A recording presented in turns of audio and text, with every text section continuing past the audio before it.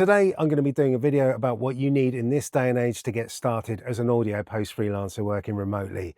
It's not going to be a video about every little plugin and gadget you need to be a top tier audio pro, just a vid about the bare minimum you need to set yourself up so you can work from home. So without further ado, let's crack on.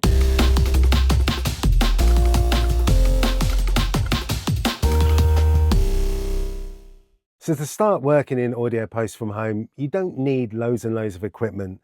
You don't need an expensive mic. You don't need expensive speakers. You don't need posh audio interfaces.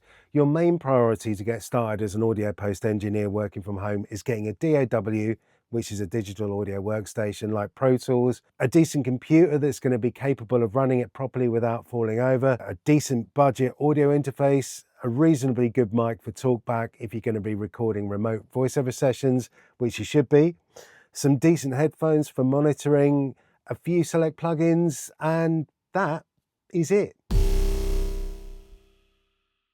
So there are four main skill sets which I think are the most important for audio post remote freelancers. And skill one is the most important skill to learn, which is audio editing. This can open up so many doors for you, like podcast editing, audiobook editing, dialogue editing, and there is loads of work around for this sort of stuff. So make sure you learn this one first.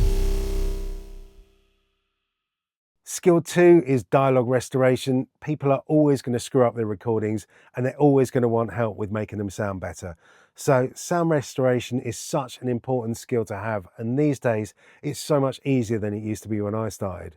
There's so many tools on the market you can buy. What I can recommend is a good denoiser, a good de-reverb plugin, and a good dialogue enhancing tool.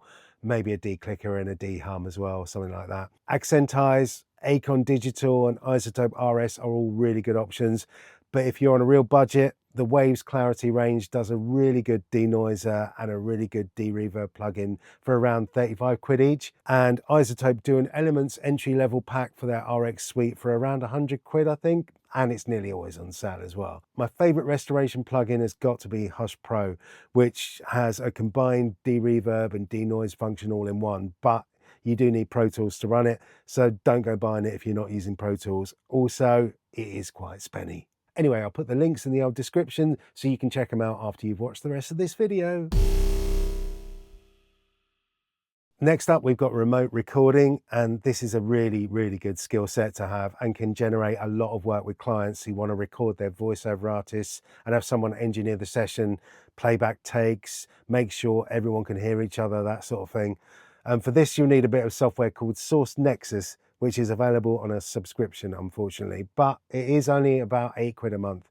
And this little gizmo can route audio from external apps such as Source Connect, Zoom, Google Meets, Teams, and it can make sure that everyone can hear each other at the same time, which obviously is essential in a VO session. I've got a tutorial on how to set this up in Pro Tools, and I'll put a link to that at the end of this video because it is incredibly useful.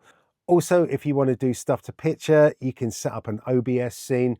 OBS is a free bit of streaming software. All you have to do is start the camera rolling in OBS to send out whatever you set in your scene, i.e. your video screen, maybe a little webcam of you in the corner, and then set the video on your Source Nexus online recording platform, which is different to the plugin, and all your comms devices to the OBS camera.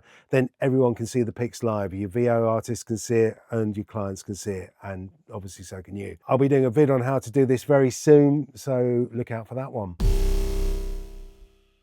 And the last skill set I want to talk about is mixing. I left this till last because it's probably the most complex of them all and requires the most skill. This opens up a whole world of work for mixing podcasts, audio dramas, radio and TV ads, documentaries for TV and YouTube, amongst loads of other stuff I've probably missed.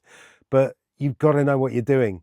Now, you don't need thousands of plugins to get going with this, but you will need things like a loudness meter, for example. For a budget version, again, Waves do the WLM Plus, which is really good value, or Julian do a free one. Again, I'll put links in the description down below. Other than that, plugin wise, it's good to have a decent compressor, EQ and limiter, decent reverb, and an arsenal of restoration tools at your disposal, because God knows the state of the audio you're going to get from your clients. Trust me on that. Finally, if you are doing a lot of mixing, it's good to invest in a decent fader control surface. I use the SSL UF8, but it is really spenny. I'd recommend the PreSonus Faderport 8 as a much cheaper option. Don't scrimp on these things and buy a cheap one. You will definitely regret it. Oh, and make sure it's got motorized faders.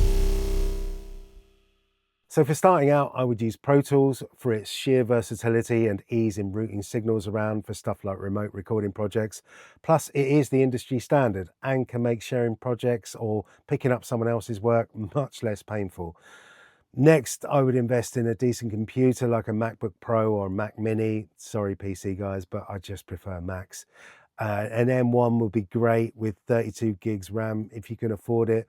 Although with a Mini, you have got the added expense of monitors, but then if you're working with video, it's probably best to get another monitor anyway. Next, you're going to want to get an audio interface, and you'll only really need one with one mic input. So something like an Audient ID4 or Focusrite Scarlett or Universal Audio Vault or SSL2 will be absolutely fine. Headphone wise, I go for a pair of Beyerdynamic DT990s. They're flat, accurate, great for mixing. I've mixed hundreds of projects on these with perfect results. Plugin wise, Pro Tools Studio has some pretty good stock plugins, but I would suggest you buy a decent audio restoration bundle.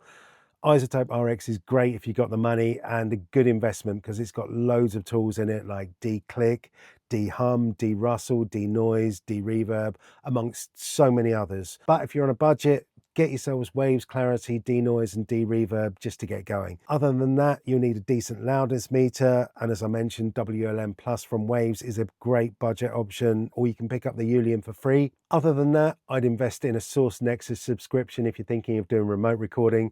It's less than $10 a month, and you will open up so many more work opportunities for you, trust me. Also, you can download OBX for free, so you can use it with Source Nexus to record voice to picture. Lastly, but by no means least, get a decent sound effects library. Every good post engineer has this in their arsenal. I've recently found an incredible library from freetoUsesounds.com, which has about 250 gigabytes of sound effects for about $25. So check that out for starters. Obviously, I'll put a link in the description for you. Once you've got all of the above, the sky's the limit, really. Once you learn the skills, you can edit and master audiobooks, you can edit, mix and master podcasts, you can track, layer, mix radio and TV ads, documentaries, YouTube material, short films, feature films, computer game audio. You can record voiceovers remotely to picture for clients and their voiceover artists. There's absolutely loads of work out there, and you just need to know where to look. You can approach post facilities that are looking for remote freelancers, computer game companies, audiobook production companies, TV, radio and podcast production companies. Join Facebook groups related to audio professionals, podcast creators, other content creator groups, and just get involved. And that's it, really. I hope this has been useful for you, and if it has, like and subscribe and all that jazz. Ring that little bell icon, whatever that does. Apparently it's important. And check out some of my other videos. There's loads of stuff that will help you with all this stuff. Plus, I'm going to be doing loads more over the coming months, years, and until I die. So keep coming back and checking. There'll be new videos every week. And obviously join my Patreon as well. And you'll get free templates, practice sessions, handy little PDFs, all that sort of jazz. And I always upload something new whenever I do a new vid. So I'll catch you in the next video. Godspeed to you.